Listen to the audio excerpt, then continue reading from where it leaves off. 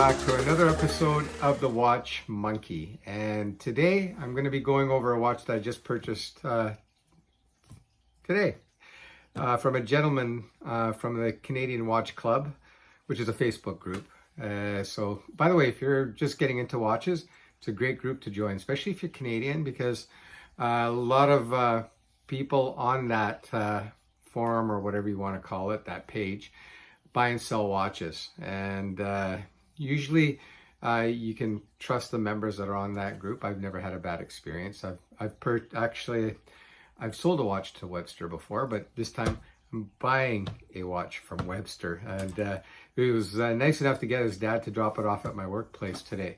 Anyway, the watch that I picked up is the TimeX Q.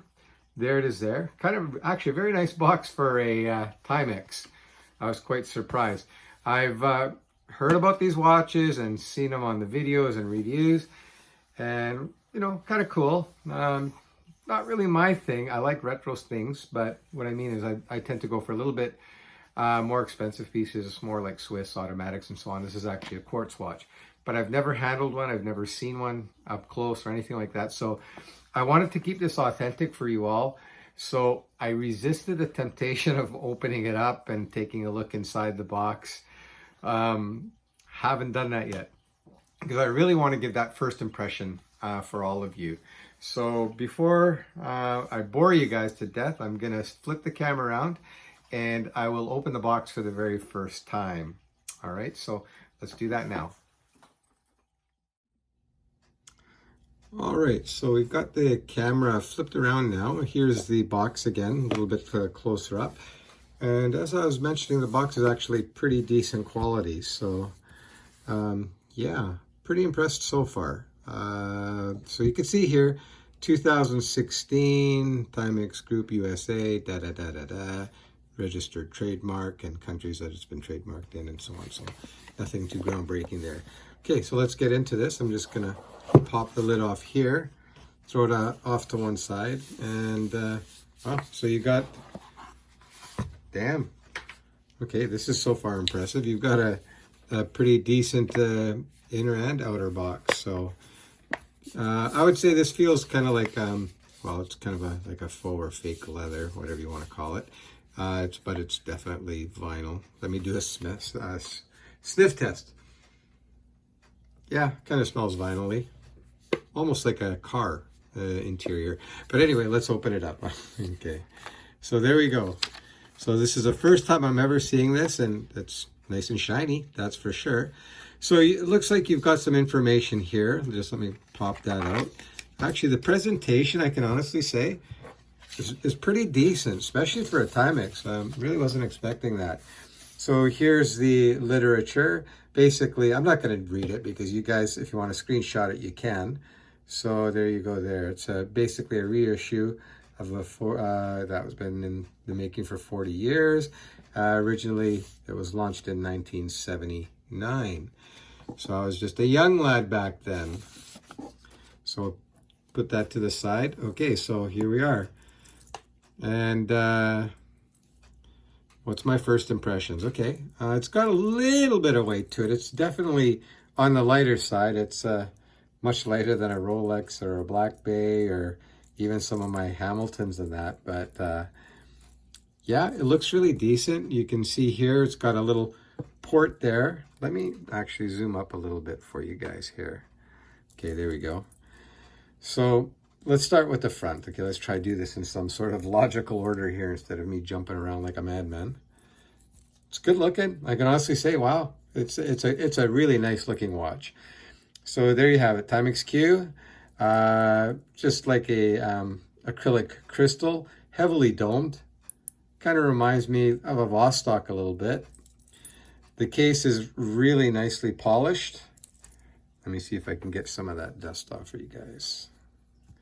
So no complaints there. The bracelet is super cool. I love the look of the bracelet. I have heard though from other reviewers and that they tend to pull hairs, but we'll find out in a sec. But just looking at the bracelet, it's a really nice bracelet. I kid you not. So, you know, yeah. The adjustment for the bracelet too, you can see here, I'm very familiar with this. You just put something in here, you just pop that up and you can slide this up and down to whatever length that you need. I don't know if this is going to fit me or not the way it is. We'll find out in a sec. But overall impression of the bracelet, I like it. I think that's a pretty cool bracelet for sure.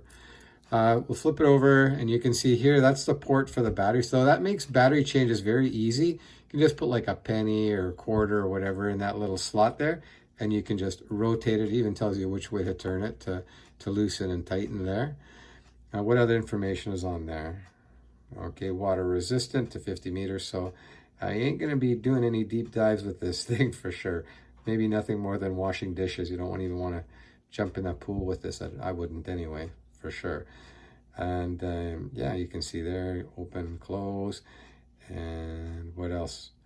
Oh, I think it even mentioned, what's that print there beside it? Okay, I think that's the, oh yeah, that's the battery. So it takes a 377 E cell. By the way, if you're gonna buy batteries, best places like Amazon or Alibaba or AliExpress or whatever, those places you can get them cheap. Okay, this is going to be the first time I'm going to rotate the bezel. Let's see what we got here. Okay, that's different for sure. I'm used to a very clicky bezel. This is definitely got 0 clicks. And, oh, it's bi-directional. Okay, which actually kind of makes sense because this is, I guess, technically speaking, a GMT watch. So whatever time zone you want to keep track of, you just put it at that. You rotate the bezel and yeah, it's pretty simple to use. So it's actually a GMT, but not really a GMT. The bezel is, the action is very smooth, obviously. There's no clicking. What else can I tell you? It's not overly loose. It's kind of like a Vostok. Yeah, so it's really nice. You can see here, you got a day and date function. And to adjust that, I'm going to guess you just pull the crown out. And you can see there the seconds has stopped when you pull it out to the furthest position. Obviously there's no hand winding. It's a quartz watch. So yeah, so you just turn it to whatever time you need by rotating that. And I think they were saying too, yeah, the only way you can change the day is by turning this. You cannot use like the quick set feature to change the date. So you see what I mean? So you can see it's Tuesday, and to get it to go to Wednesday, the only way you can change it is you've got to go 2 laps around, so 24 hours. So if you go, let's go 1 click out. There you can change the date. And then typically on most watches, when it's this type of feature, you go the other way to change the day, and it doesn't do that. It just changes the date in a backwards fashion. So anyway, what's my first impression? I think this is a really good looking watch. I think the styling is bang on. I'll put it on my wrist in a second. I'll do a loom shot for you guys too. Yeah, it's really cool. I love the handset that they used. It's very retro. The loom, it's kind of got that faux patina, which is kind of really nice. What else? It's got a brushed surface here on both sides, obviously, and everything else is fully polished. So, you know, it's a really good looking watch. I can say I'm pretty happy with this purchase. Actually, you know what? I'm very happy with the purchase. Let me throw it on wrist and let's see what it looks like. By the way, if you're wondering about the case size, it is 38 millimeter diameter. The thickness is very nice too. It's not very thick. Sorry, I don't have the measurements handy.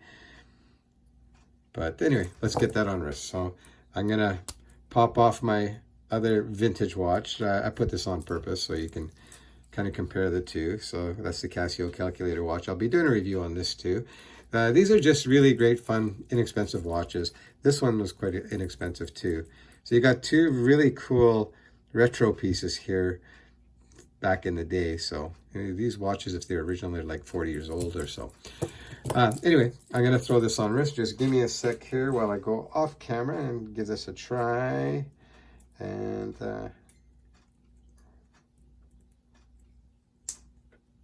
okay, that was pretty easy.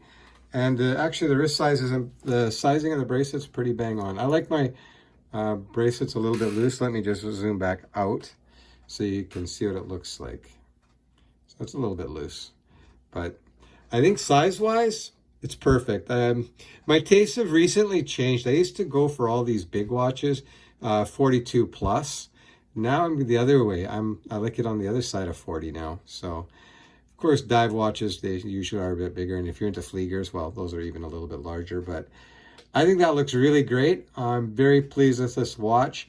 Thank you, Webster, for selling the watch to me and having your dad bring it over.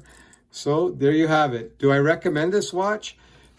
Yes, I would recommend this watch. Again, you'd have to be kind of careful when you're wearing it, just because of the crystal here being acrylic. It would be very easily scratched.